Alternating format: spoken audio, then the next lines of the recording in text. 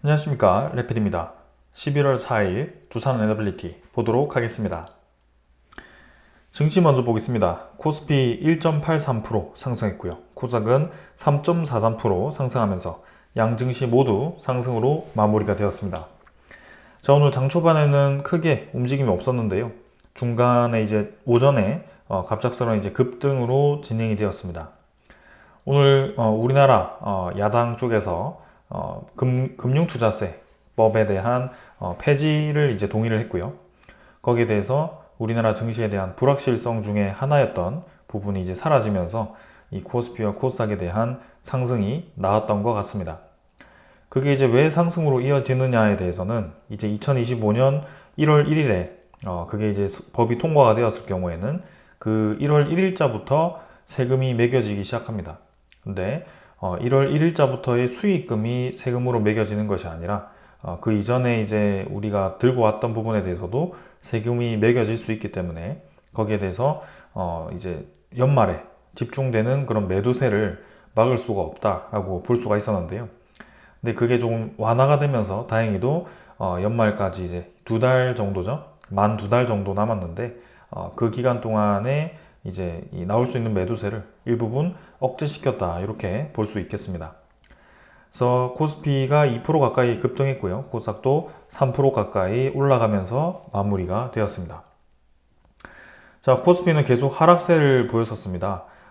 이 쐐기형 수렴 패턴에서 아래로 꺾이는 듯한 모습이었는데 오늘 그런 호재로 인해서 좀 다시 코스피가 위로 드는 모습입니다. 그런 여전히 60일선 아래에 위치하고 있습니다. 아직도 증시는 눌러지고 있기 때문에 이번 주에 대한 흐름이 어떻게 흘러가는지 좀 더 시간을 두고 지켜볼 필요가 있겠습니다. 투자 수급은 기관 투자자가 3,400억을 매수했고요. 외국인 투자자는 290억을 매수를 했습니다. 외국인 투자자는 오늘과 같은 이런 흐름에도 크게 매수하지 않았습니다. 금융 투자는 1,800억을 매수했고요. 오늘 연기금 투자자도 좀 매수를 해주면서 그동안 좀 잠잠하던 투자자들이 기관 쪽에서 조금 움직이는 모습이 나왔습니다. 그래 여전히 수급은 그렇게 긍정적으로 보기는 어렵다. 단기간에 급등 이후에 충분히 또 빠질 수도 있는 그런 상황이기 때문에 이 추후의 흐름을 좀 더 지켜볼 필요가 있겠습니다. 코스닥은 3% 가까이 올라가면서 하락분을 상당히 메워주는데요. 쌍바닥 라인에서 또 한번 반등했습니다. 그러나 여전히 마찬가지죠. 61선 아래에 지수가 위치를 하고 있고 하락 추세는 이어지고 있습니다. 그래서 코스닥이 올라가기 좋은 그런 이 시장 환경이 아니다 보니까 오늘과 같은 이런 상승 이후에도 꾸준히 상승세가 이어질지도 의문이고요. 그래서 좀 더 시장을 차분하게 지켜볼 필요가 있겠다라는 생각입니다. 투자 수급은 외국인 투자자가 지금 3,300억을 매수를 했고요. 기관 투자자는 2,000억 정도 매수하면서 확실히 코스닥에 좀 매수가 집중되는 모습이었습니다. 그래서 금융 투자 위주로의 기관 투자자 매수가 있긴 했지만 외국인 투자자가 확실히 코스닥에 좀 통 크게 매수를 해주면서 많이 좀 올려주었는데요. 이 추세가 이어지는지 아니면 반짝하고 다시 바뀌는지 그런 것들을 보겠습니다. 해외 증시는 오늘 다우 나스닥은 여전히 11월 1일자로 좀 올라간 그림이었고요. 니케이가 2.6%가 하락하면서 진행이 되었습니다. 좀 조종세가 나왔고요. 오늘 우리나라 증시는 반대의 움직임이 나왔습니다. 상해 종합은 1% 가까이 반등했고요. 오늘 아시아 증시에서는 니케이가 좀 주로 떨어지면서 진행이 되었습니다. 환율은 4.5원 정도 하락했는데요. 여전히 높습니다. 1374원이지만 아직도 1300원대 후반에 위치하는 수준이고요. 그래도 다행인 것은 고점을 갱신하지 않고 고점을 찍고 좀 떨어지기 시작했다. 아직까지도 21선 추세를 유지하면서 여전히 높지만 추후의 흐름을 좀 더 봐야 된다라는 생각입니다. 그래서 계속 이 환율이 떨어지기 시작할지, 미국의 대선이 내일이죠. 내일이 시작되어서 우리나라 시간으로 6일에 마무리가 됩니다. 그래서 2일 정도가 남았다라고 보시면 될 것 같고, 미국 대선에 대한 그런 움직임으로 인해서 이렇게 환율이 단기간에 급등을 하기도 했습니다. 트럼프에 대한 당선 기대감이었죠. 근데 트럼프가 당선이 되던 당선이 되지 않던 결국에는 이 환율에 대한 움직임은 안정화될 가능성이 크다라고 말씀을 드리고 있고요. 불확실성이 해소가 되면서 그 불확실성으로 인해서 이 움직였던 투기성 움직임들이 되돌아올 것이다. 그 중에 하나가 환율이고, 그 다음에 이제 미국의 국채 시장이다라고 말씀을 드렸습니다.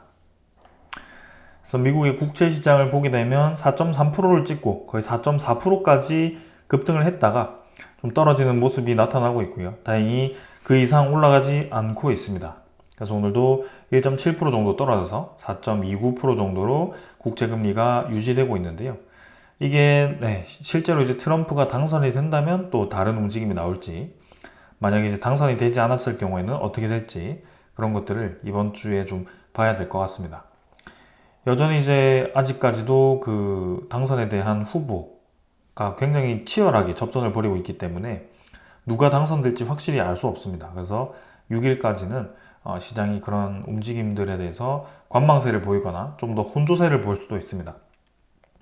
결국에는 이제 당선이 끝나고 나서 시장은 원래대로 돌아오기 시작할 건데, 그때 갔을 때 이제 그동안 미국 증시를 좀 계속 올리기 위해서 노력하던 부분이 빠졌을 때 증시가 이제 와르르 무너질 건가, 아니면은 이전처럼 조금 이제 힘을 다시 주면서 더 올라갈 건가, 그게 이제 결정이 될 것 같습니다. 그동안 이제 경험에 의하면 미국의 대선 이후에는 오히려 이제 올라가는 움직임이 최근에는 나왔었습니다. 바이든 당선 때도 그렇고 트럼프 당선 때도 그렇고 당분간 이제 올라가는 그림이 나오면서 산타랠리까지 연결이 되었었는데요. 지금은 이제 조금 다릅니다. 고금리가 오랫동안 유지된 상황, 그 다음에 고금리에서 금리가 조금 떨어지기 시작하는 그런 상황이기 때문에 그때와는 다른 상황이다라고 생각할 수 있고, 그게 이제 어떠한 영향을 줄지는 시장의 흐름 그대로 받아들이면 될 것 같습니다. 그래서 이번 주 말 정도면 이제 대충 느낌이 올 것 같고요. 한번 기다려 보도록 하겠습니다. 지수 선물은 보합 수준입니다. 지금 뭐 크게 변화 없는 상황이고요. 미국 증시는 보합, 그 다음에 유럽 증시도 일단 보합 수준이죠. 둘 다 보합으로 오늘은 큰 변화가 없는 상황입니다. 국제유가는 71.6달러 수준으로 좀 올라갔고요. 천연가스는 2.6달러 수준으로 평소보다는 좀 적습니다. 그래서 원자재 가격은 평소 수준이거나 혹은 조금 올라가고 있다. 그래서 뭐 오늘 이 상황들을 다 확인을 좀 해봤고요. 이제 내일 모레 미국의 대선 결과, 미국의 새로운 대통령이 당선이 되었을 때 증시의 움직임을 봐야 할 것 같습니다. 미국의 대통령이 이제 당선이 되어서 결과가 나온다고 하더라도 결국에는 취임식은 2025년 1월이거든요. 그래서 남은 기간이 한 3개월 정도가 있습니다.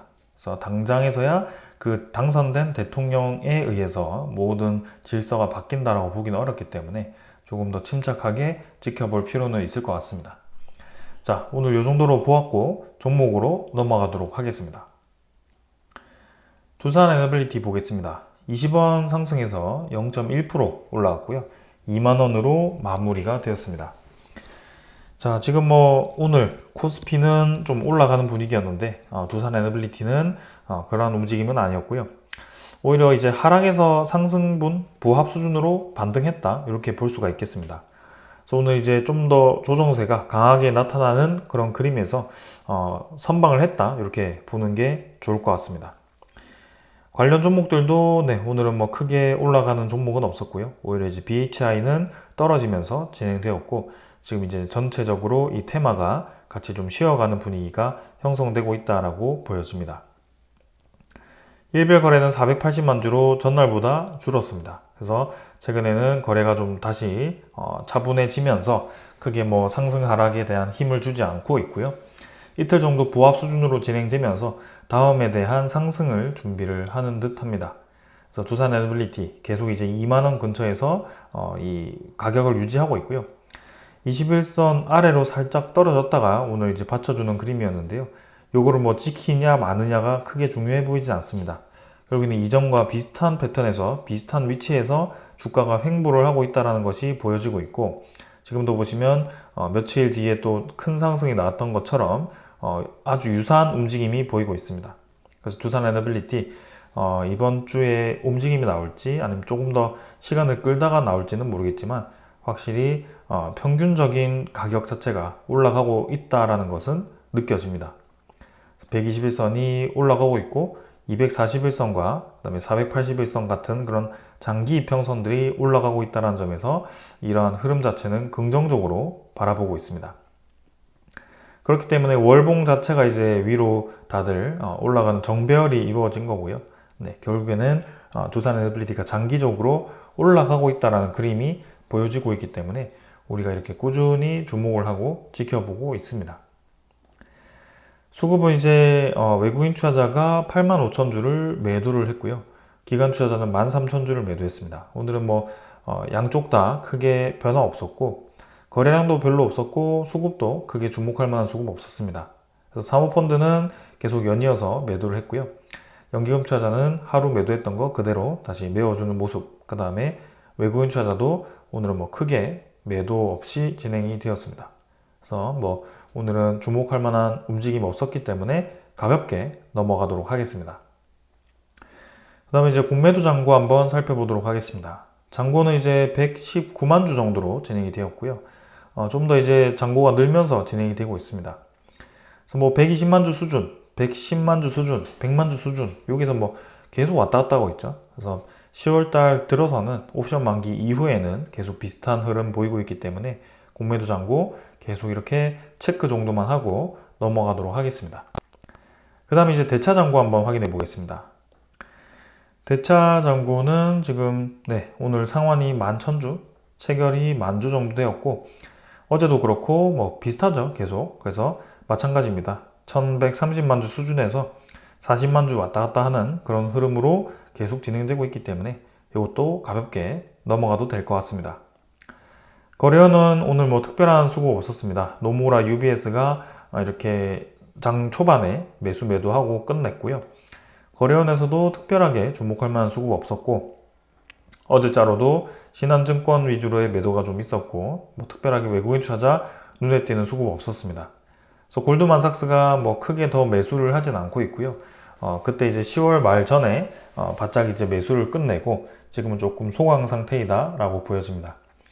그래서 이제 이번 주 대선이 끝나고 나면 다음 주에 이제 옵션 만기가 있고 그 다음에 MSCI 리밸런싱에 대한 편입 종목이 결정될 거고 거기에 따른 이제 각 그 종목들의 비중이 조절될 겁니다. 그래서 외국인 투자자에 대한 그런 매수가 집중되는 수급이 있을 거고 종목이 있을 거고 매도가 집중되는 종목이 있을 텐데 두산 에너빌리티의 최근 추세를 보았을 때는 외국인 투자자가 꾸준히 이제 매수를 이어간다는 점에서 상당히 이번 11월 달이 좀 더 힘을 받을 수 있는 좋은 상황이다라고 저는 생각이 듭니다.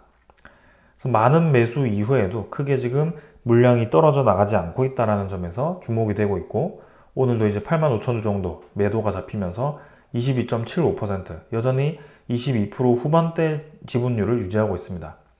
그래서 이 지분율이 이제 리밸런싱 11월 30일까지 계속 이제 지분이 좀 늘어나면서 진행될지 아니면 이제 미국 대선 후에 뭔가 증시에 대한 분위기가 좀 바뀌면서 같이 좀 떨어지는 분위기가 형성이 될지 그건 알 수는 없지만 확실히 지금까지의 추세를 보았을 때는 두산 에너빌리티의 외국인 투자자에 대한 지분이 상당히 많이 들어오고 있다는 것은 사실인 것 같습니다.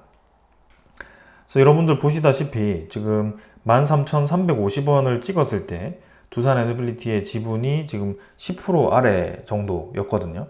10% 수준이었는데 지금 2023년 10월 31일에서 2024년 10월 31일까지 주가가 평균적으로 그렇게까지 많이 올라가지 않았다라고 보더라도 지금 지분율 자체가 거의 2배 가까이가 늘어났다라고 볼 수가 있습니다. 그만큼 상당히 많이 매집을 했다라고 볼 수 있고 두산 에너빌리티의 주식수가 엄청나게 많이 늘었음에도 불구하고 그렇게 공격적인 매수를 했다는 것은 분명히 이유가 있다라고 보고 있습니다. 그래서 이 관련된 테마와 에너지에 대한 시장을 좋게 본 것이고 두산 에너빌리티가 향후 이제 이 에너지 시장에서의 성장성이 기대되기 때문에 일찌감치 지분을 늘려왔다라고 저는 볼 수밖에 없다라고 생각합니다. 자, 그래서 좋은 그림 기대하면서 계속 천천히 이 분위기를 살펴보도록 하겠습니다. 자, 오늘 이 정도로 두산 에너빌리티 관련 기술 부분들은 확인했고요. 종목 소식들 좀 전해드리도록 하겠습니다. 오늘 뭐 특별하게 전해드릴 소식이 많지는 않은데요. 일단 전체적으로 한번 전해드리면 최근에 이제 원자력 관련된 소식들이 굉장히 활발하게 나오고 있습니다. 슬로베니아가 이탈리아와 원자력 협력을 강화하고 영국 정부가 사이즈웰 C 원전에 27억 파운드 배정을 발표를 하였고 루마니아가 지금 체르나보다 3, 4호기 EPC 계약을 체결할 예정인데요. 여기에 관련된 소식을 한번 보도록 하겠습니다. 자, 루마니아가 지금 우리나라 한수원과 그 다음에 이탈리아와 캐나다 이렇게 이제 컨소시엄을 구성해 가지고 체르나보다 쪽에 원전 설비에 대한 보수 계약을 했었죠. 그래서 한수원 쪽에서 1억 정도의 1조 정도의 계약을 할 거라고 예상이 되어 왔었는데요. 지금 그 외에 신규 원전 건설에 대해서 지금 EPC 계약 체결을 예정하고 있다고 합니다. 근데 거기에는 캐나다와 미국, 이탈리아 기업으로 구성된 컨소시엄과 EPC 계약을 조율 중이라고 되어 있고요. 한국이 포함이 되어 있지 않다 이렇게 되어 있습니다. 미국의 플로르사, 그 다음에 살전트사, 룬디인가요? 사고요. 그 다음에 캐나다의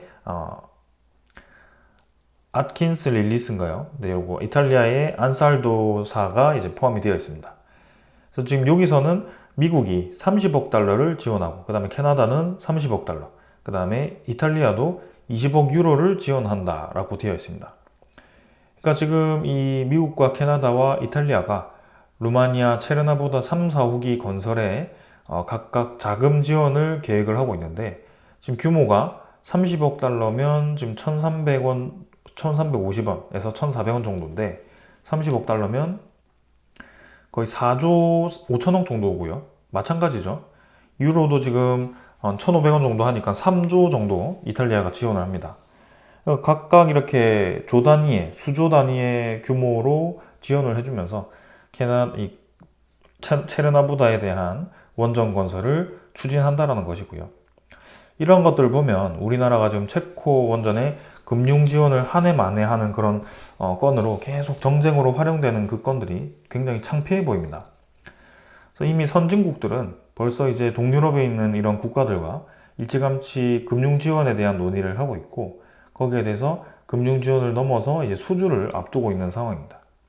근데 우리나라는 저렇게 소극적으로 계속 도전할 수밖에 없죠. 왜냐하면 국내 눈치를 살펴봐야 되니까. 그래서 그렇게 계속 진행을 하다 보면 당연히 저렇게 이제 이 지원을 적극적으로 하는 국가들과 컨소시엄에다가 이 루마니아와 같은 신규 원전 건설을 검토하는 국가들이 당연히 그쪽으로 생각을 할 수밖에 없습니다. 그래서 우리나라의 이런 건설 경쟁력을 이제는 금융 경쟁력도 필요하기 때문에 좀 같이 엮어서 생각을 해야 되는데 지금은 그렇지 못하다는 점에서 상당히 우리나라 내부의 움직임이 좀 굉장히 안타깝습니다. 그래서 이런 것들을 좀 참고했으면 좋겠고요. 그 다음에 카자흐스탄 원전도 지금 건설 검토를 하고 있습니다. 그래서 카자흐스탄에서도 특별위원회를 설립을 해서 이제는 본격적으로 건설에 대한 준비를 하겠다라고 보여집니다. 그래서 카자흐스탄은 최근에 이제 잠재적 공급업체인 한국과 중국에 방문해서 원전 건설 관련 논의를 진행을 했고요. 국민투표에서 이제 71%를 달성했기 때문에 이제 컨소시엄을 정할 겁니다. 근데 이전에 얘기를 했듯이 국제 컨소시엄을 원한다라고 했기 때문에 한국도 이제 뭐 미국이라든지 뭐 그런 이 제3의 국가를 포함해서 검토를 할 수 있고 중국도 마찬가지 제3의 국가를 포함해서 검토를 할 수도 있습니다. 과연 이게 이제 어떻게 진행이 될지는 한번 이 새로운 소식이 나오는 대로 바로 전해드리도록 하겠습니다. 지금 국제적인 시장은 확실히 커지고 있는데요. 거기에 대한 이제 정부 지원이 약해지고 자금 지원이 약해질수록 우리나라의 경쟁력이 떨어질 수밖에 없습니다. 지금 당장에서야 대출을 해줘서 지원을 해줘서 우리나라 돈이 나가서 손해라고 볼 수는 있겠지만 그게 잠재적으로 우리가 수주할 수 있는 건들이 많아지고 우리나라 기업들이 그 프로젝트에 참여함으로써의 많은 일자리가 생성되고 거기서 이제 회수되는 수익금을 우리가 차지할 수 있다면 확실히 좋은 프로젝트인 것도 사실입니다. 그래서 후발주자로서의 공격적인 영업 세일즈가 필요할 수밖에 없고요. 그런 차원에서 좀 지켜봐야 된다라는 생각이 듭니다. 자, 그래서 이 정도로 이제 좀 국제적인 상황을 좀 설명을 드렸고요.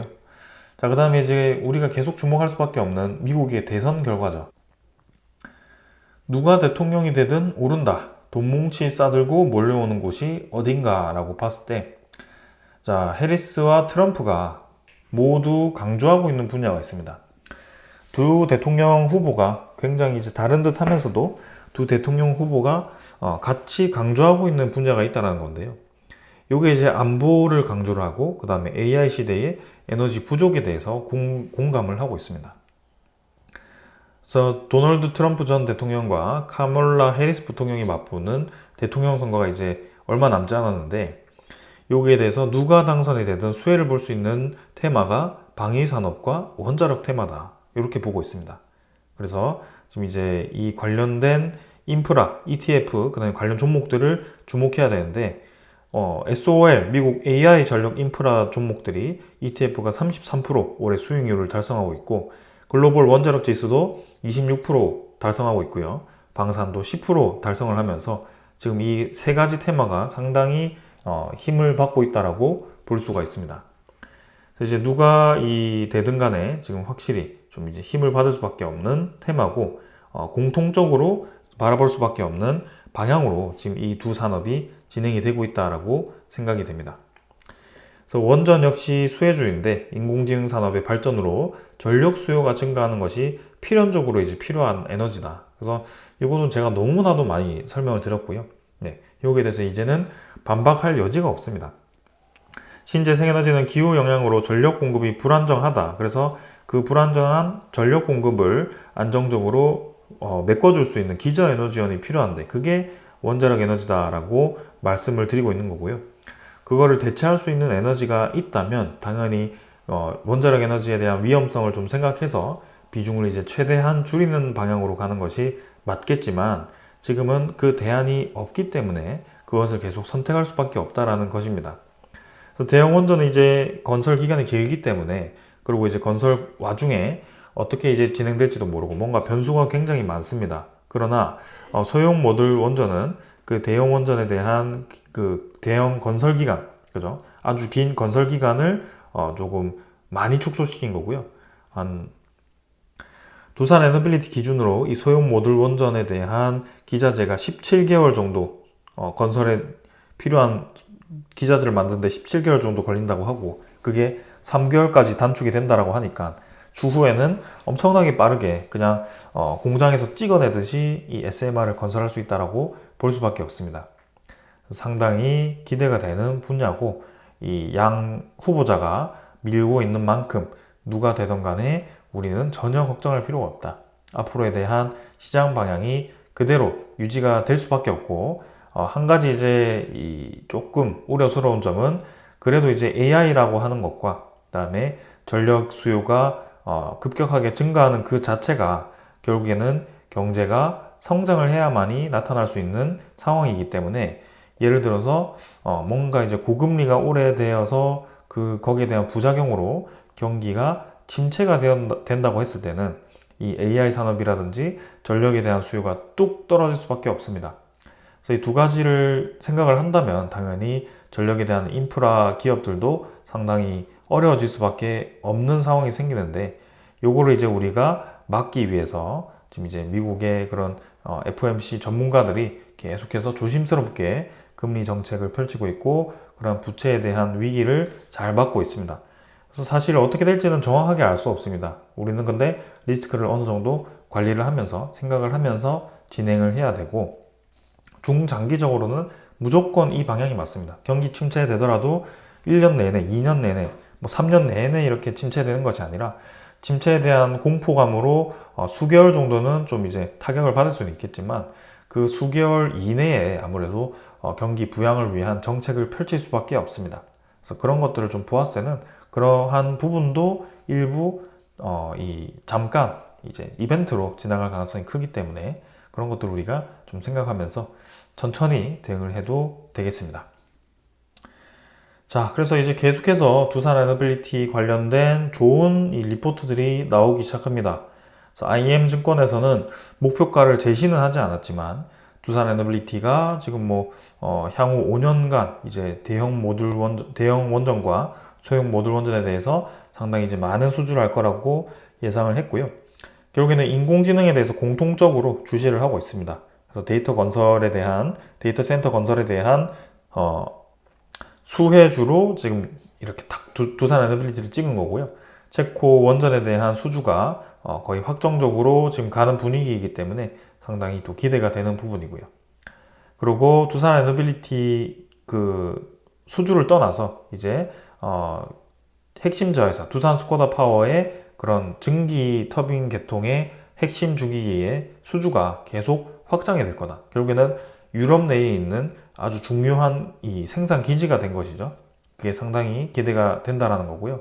그리고 이제 대형 원전에서도 바라카 원전의 추가 수주와 그다음에 중동과 유럽 쪽에서의 이제 발주가 본격화되었을 때 우리나라가 전부 다 수주한다라는 그런 기대가 좀 있으면 좋겠지만 그래도 여기저기서 조금씩 실주를 하더라도 우리가 핵심적인 부분만 수주를 해도 10개는 충분히 달성할 수 있을 법한 그런 시장 파입니다. 규모입니다. 그래서 상당히 기대가 됩니다.